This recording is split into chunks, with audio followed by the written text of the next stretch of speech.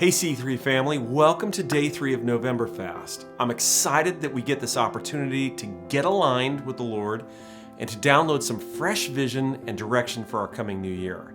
If you haven't already registered or downloaded your prayer outline, be sure to do both using the links provided in this post. And as previously mentioned, you'll need a journal for this entire experience, so be sure to grab a notebook or create one digitally, or request a C3 journal the next time you're in one of our gatherings. Today our theme is developing the habit of thankfulness. So let's dive in. You know, being thankful is not something that comes naturally to any of us. I've watched my wife Rowena work with younger children for years. Our 3 children, your children, the children at her workplace, and now our grandchildren.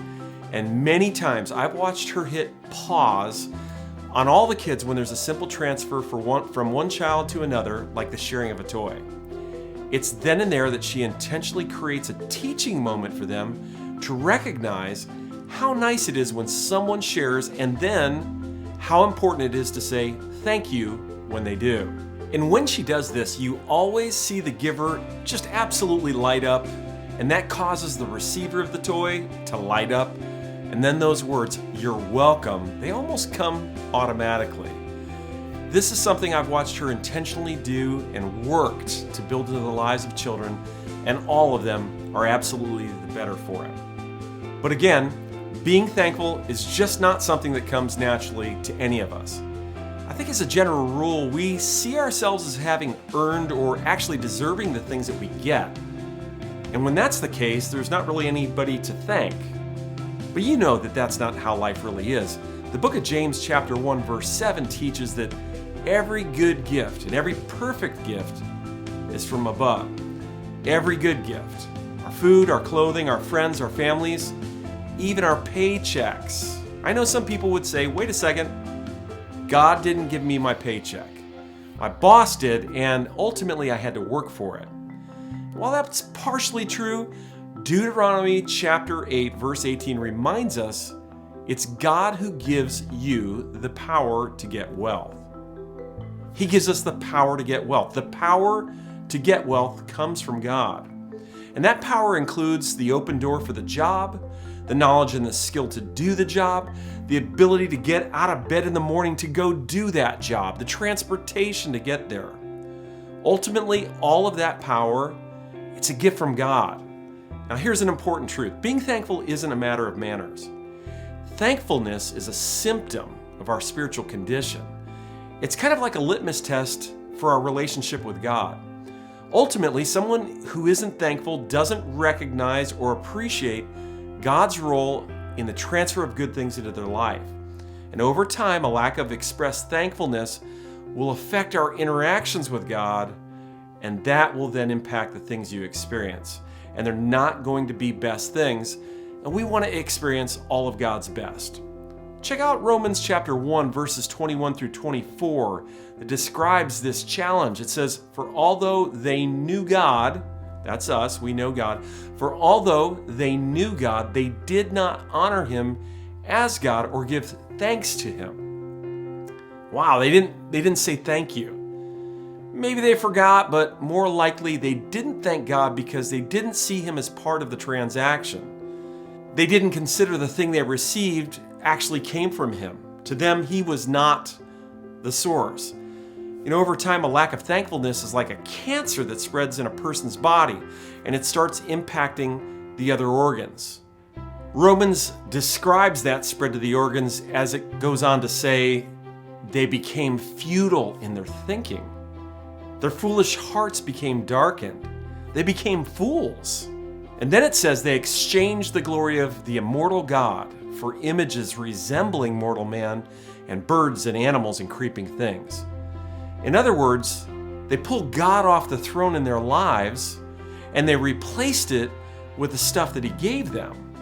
Their lack of thanksgiving caused them to focus on the gift instead of the giver. But you know, it doesn't have to be that way. You can retrain yourself to be thankful.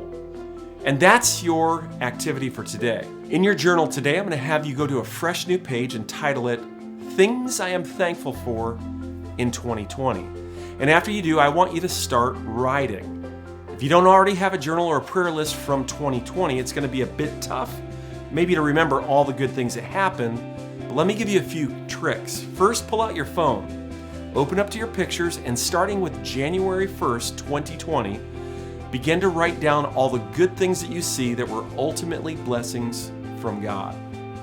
And after you get done with the entire year up to this point, I want you to pull out your checkbook, and I want you to take a look at the first entry of January 2020 and begin to look at all the transactions, starting with the deposits.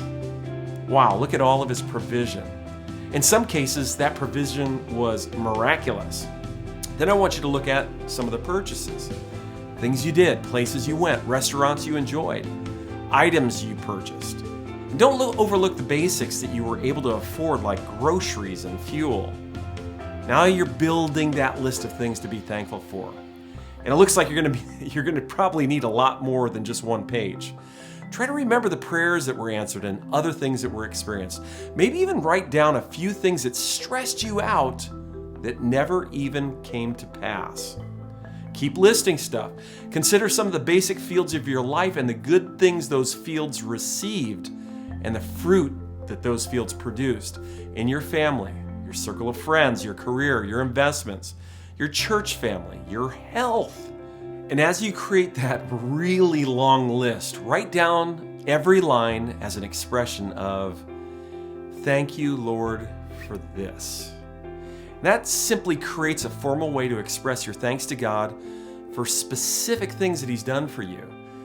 And for the rest of 2020, I want you to keep adding to that list. Develop that habit. Every day you should record maybe one or two more new things that you're thankful for. And this is going to formalize your thanks, and it's going to be the first step in creating a habit that you carry into a posture, and that posture is going to unlock heaven's best in all of your life. Okay, one other assignment for today. This one's going to be a lot quicker. When you're all done with your list, I want you to count up the number of pages that it took to make your list. Then I want you to take that number and triple it. Then I want you to go to the back of your journal and reserve 3 times as many pages for next year.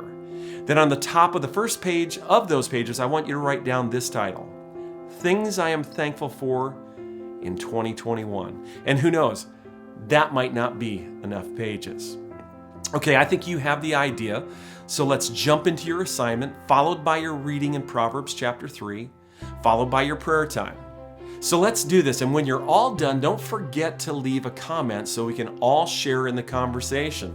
That comment link is just below the title of this blog, and you'll have to click it to see other people's comments. Hopefully you finished yesterday's assignment and you developed your strategy for fasting of food and setting some things aside to have more time to spend with the Lord. Maybe in your comments you can share what your adjustments are going to be. So look forward to all of that. Have another fantastic day.